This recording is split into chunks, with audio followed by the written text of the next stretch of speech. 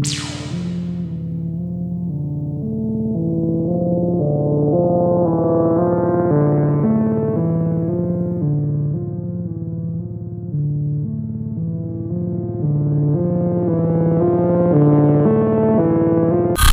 And welcome to the नोहा with पल। आज से लाखों वर्ष पूर्व महाभारत रामायण काल में धरती पर ऐसे लोगों ने कदम रखा जो इतने सालों के बाद भी हमारे बीच मौजूद हैं। ये लोग कहाँ हैं कोई नहीं जानता। ये एक मिस्ट्री है, सुनी सुनाई जाने वाली कहानियां हैं, लेकिन ये लोग आज भी जिंदा हैं और ये एक सच्चाई है। लेकिन यहाँ सवाल ये है कि ये लोग कौन हैं, कहाँ हैं, क्यों हैं और इन लोगों ने ऐसा क्या कर दिया जो इतने सालों से ये लोग जीते आ रहे हैं और ये हमारे बीच में ही है और हमें पता ही नहीं है। तो अगर आप ये जानने में इंटरेस्टेड हैं तो आज का ये वीडियो आपके लिए है। और आज हम इस वीडियो में बात करेंगे उन लोगों के बारे में जिन्होंने भगवान से वरदान पाया अमर होने का, चिरंजीवी होने का। और वीडियो स्टार्ट करने से पहले आपसे ये रिक्वेस्ट है कि चैनल को सब्सक्राइब जरूर करें, क्योंकि आपका एक सब्सक्राइब हमें मोटिवेट करता है ऐसे ही वीडियोस को बनाने के लिए। तो चलिए स्टार्ट करते हैं। अश्वत्थामा, गुरु द्रोण के बेटे अश्वत्थामा एक चिरंजीवी, एक इमॉर्टल होने के साथ साथ इन्हें भगवान का 19वां अवतार माना जाता है। गुरु द्रोण ने तपस्या करके अश्वत्थामा को शिव जी से प्राप्त किया था। शिव जी ने अश्वत्थामा को चिरंजीवी होने का वरदान दिया और सिर्फ इतना ही नहीं, इस बच्चे के फोरहेड पर एक ऐसा मणि था जो उसे दैत्य, दानव, शस्त्र, व्याधि, देवता, नाग आदि से निर्भय रखता था। बड़े होने के बाद अश्वत्थामा की मुलाकात दुर्योधन से हुई और उन्होंने महाभारत के युद्ध में कौरवों की साइड से लड़ाई लड़ी। अश्वत्थामा ने कुरुक्षेत्र के युद्ध में इतनी गलतियां की कि कृष्ण भगवान ने उन्हें सजा दी, उनके माथे का मणि उनसे छीन लिया और उन्हें श्राप दिया कि उनका ये जख्म कभी नहीं भरेगा। उनकी पूरी बॉडी लेप्रेसी का शिकार हो जाएगी and it will be covered by पस एंड अल्सर। कृष्ण भगवान ने यह भी कहा कि अश्वत्थामा अपनी पूरी जिंदगी एक रोगी बन के जिएगा और कोई उसकी मदद के लिए नहीं आएगा। और कुछ साल पहले एक उड़ती उड़ती खबर आई थी जिसमें मध्य प्रदेश के एक डॉक्टर ने कहा था कि कुछ साल पहले उनके एक पेशेंट आया था जिसके फोरहेड पर एक अजीब सा घाव था। उसने ये भी बताया कि इतने सारे ट्रीटमेंट्स और मेडिकल के बाद भी वो जख्म नहीं भर रहा था। तो एक दिन चेकअप करते करते डॉक्टर ने उस पेशेंट को मजाक में ही पूछ लिया, आपके माथे का वॉन्ट भर नहीं रहा है, क्या आप अश्वत्थामा तो नहीं? बस उसके बाद जो हुआ वो बहुत शॉकिंग था। वो इंसान, वो पेशेंट वहां से गायब हो गया। इतना ही नहीं, हॉस्पिटल के पूरे स्टाफ में से उसे किसी ने भी बाहर जाते हुए नहीं देखा। और इसी तरह से बहुत से ऐसे किस्से सुनने को मिलते हैं जिसमें अश्वत्थामा को देखने का दावा किया जाता है। सेकंड, हनुमान। रामायण के सबसे बड़े वीर है हनुमान जी एंड बहुत सी थ्योरीज हैं जो कि ये बताती है कि हनुमान जी को इमॉर्टलिटी कैसे मिली। कुछ स्क्रिप्ट्स के अकॉर्डिंग ये माना जाता है कि राम और सीता जी दोनों ने ही हनुमान जी को अमर होने का वरदान दिया।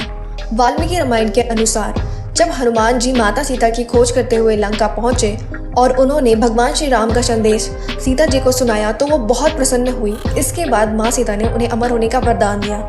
और दूसरी थ्योरी ये है कि श्री राम ने मोक्ष प्राप्ति के समय हनुमान जी को अमरता प्रदान करते हुए कहा कि वे तब तक धरती में रहें जब तक श्री राम का नाम रहेगा। इसलिए आज भी अगर कोई सच्चा भक्त राम जी का नाम लेता है तो हनुमान जी वहाँ पाए जाते हैं। थर्ड, महर्षि वेदव्यास। वैसे तो हम हर साल गुरु पूर्णिमा मनाते हैं, लेकिन क्या आप लोग जानते हैं कि Guru Purnima marks the birth anniversary of Maharshi Vedavyas. Mahabharat के ऑथर पराशर और सत्यवती के बेटे Maharshi Vedavyas represents intelligence, wisdom, vision. और अगर आप वेदव्यास वर्ड को संस्कृत में ट्रांसलेट करते हैं तो it means the one who classified the Vedas. Vedavyas ji को विष्णु के अवतार में से एक माना जाता है। ऐसा माना जाता है कि वेदव्यास जी ने 3 युगास को एक्सपीरियंस किया था। त्रेता युग के अंत में उनका जन्म हुआ, उसके बाद पूरा द्वापर युग उन्होंने विटनेस किया, उसके बाद कलयुग के कुछ इनिशियल्स भी विटनेस किए। इसके बाद वेदव्यास जी के साथ क्या हुआ ये किसी को नहीं पता। कई लोगों का ये मानना है कि वो आज भी जिंदा है और कहा जाता है कि दुनिया में होने वाली बुरी घटना और बुरी आदतों को देख के वे साउथ इंडिया के किसी छोटे से गांव में जाकर रहने लगे। फोर्थ, विभीषण, रावण और विभीषण। यहाँ पर एक भाई पावर, लालच, छल, कपट की वजह से बर्बाद हो गया, वहीं दूसरा भाई अपनी अच्छाई और सच्चाई की वजह से अमर हो गया। विभीषण रावण का छोटा भाई था। सीता हरण को लेकर विभीषण ही था जिसने सबसे पहले अपनी आवाज उठाई थी, लेकिन रावण ने उसकी एक भी बात नहीं सुनी। जब विभीषण को ये समझ आ गया कि एंड में सच्चाई की ही जीत होने वाली है और सीता मैया को रावण के चंगुल से बचाने के लिए राम जी की मदद की, रावण के मरने के बाद विभीषण को लंका का राजा घोषित कर दिया गया। धर्म युद्ध में श्री राम का साथ देने की वजह से श्री राम ने विभीषण को अमरता का वरदान दिया ताकि वे लंका के लोगों को हमेशा गाइड कर सकें। 5वां, परशुराम। परशुराम विष्णु जी के छठे अवतार हैं। परशुराम एक्सट्रीमली स्किल्ड वॉरियर माने जाते हैं। उसके साथ साथ सारे अस्त्र, शस्त्र और डिवाइन वेपन के मास्टर भी माने जाते हैं। यही नहीं, वो वन मैन आर्मी के नाम से भी जाने जाते हैं। परशुराम जी को भी अमरता का वरदान प्राप्त है। ब्राह्मण परिवार में जन्मे परशुराम के बारे में ये कहा जाता है कि उनका जन्म दुनिया से सारी बुराई को मिटाने के लिए हुआ था। कल के पुराण के अनुसार कल के अवतार को अस्त्र, शस्त्र और दिव्य हथियार को चलाने की शिक्षा भी परशुराम ही देंगे। 6वां, महाबली। महाबली बलि के नाम से जाने जाते हैं। वे एक असुर किंग हैं और त्रिलोक के राजा भी हैं। विष्णु जी वामन अवतार लेकर बलि के पास गए और उनसे 3 पग भूमि दान में मांगी। राजा बलि ने वामन अवतार का साइज देखकर उन्हें 3 पग भूमि दान में दे दी। तब वामन अवतार ने एक पग में धरती और पाताल को नाप लिया, दूसरे पग में समस्त नक्षत्र और आकाश मंडल को नाप लिया और तीसरे पग में बलि ने अपने आप को आगे कर दिया और घुटनों के बल बैठ गए। और इस घटना से प्रभावित होकर विष्णु जी ने उन्हें अमरता का वरदान दे दिया। 7वां, कृपाचार्य। कृपाचार्य 7 चिरंजीवियों में से एक हैं। कहा जाता है कि वे इतने बड़े तपस्वी थे कि उन्हें अपने तप के बल पर चिरंजीवी रहने का वरदान मिला था। वही कुछ लोगों का मानना यह है कि महाभारत के युद्ध में उन्हें निष्पक्षता के आधार पर ही चिरंजीवी होने का वरदान मिला था। तो ये थे वे 7 लोग जिन्हें उनकी अच्छाई और बुराई की वजह से इमॉर्टलिटी का वरदान मिला।